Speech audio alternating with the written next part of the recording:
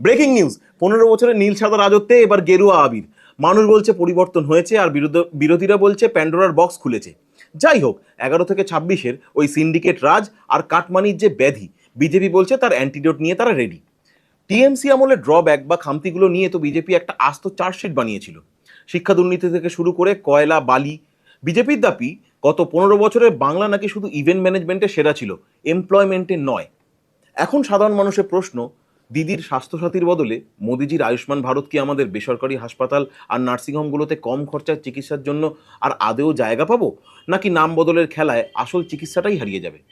তবে হ্যাঁ, বিজনেসের কথায় আসি, হাওয়া বদল তো হয়েছে। বিজেপি প্রমিস করেছে সিঙ্গেল উইন্ডো ক্লিয়ারেন্স। ওই যে সিন্ডিকেট শব্দটা শুনলেই আগে এন্টারপ্রেনারদের হার্ট অ্যাটাক হতো, সেটা নাকি এখন আর হবে না। সিঙ্গুরে নাকি আবার নতুন কলকারখানা সাইরেন বাজবে।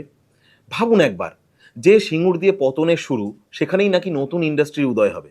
হাওড়া কি আবার ম্যানচেস্টার আর Kolkata pearl of the east হতে পারবে?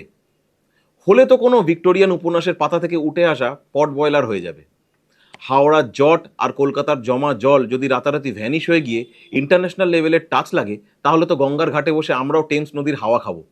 তবে প্রশ্ন একটাই, ম্যানচেস্টার হতে গেলে যে এসিজেড, কলকারখানা আর পরিকাঠামো লাগে, তাকে শুধু স্লোগান দিয়ে আসবে, নাকি ডাবল ইঞ্জিন সরকার সত্যিই কোনো মিরাকেল করবে? মানুষের প্রত্যাশা এখন আকাশ ছোঁয়া। 49 বছর ধরে চাতক পাখির মতন একটু ভালোভাবে বাঁচার আশায় বসে আছে। অন্তত একটা একটা দুর্নীতিমুক্ত প্রশাসন আর একটা চাঙ্গা অর্থনীতি উপহার কি নতুন সরকার দিতে পারবে? এই দুটোই এখন বিজেপির সামনে অগ্নি পরীক্ষা। 34 বছর বিকল জমানার গত 15 বছরের মানুষ অনেক মেলা আর খেলা দেখেছে। এবার কি সত্যিই কাজের কাজ হবে, নাকি কয়েক বছর পর আবার কোনো চায়ের দোকানে বসে সোশ্যাল মিডিয়ার ওয়ালে আমরা বলবো, ধুর, লঙ্কায় সবাই রাবণ।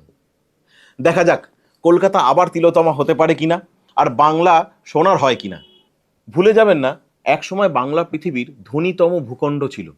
সময়ের অপেক্ষা, আমরা আবার নতুন করে আশায় বুক বাঁধছি।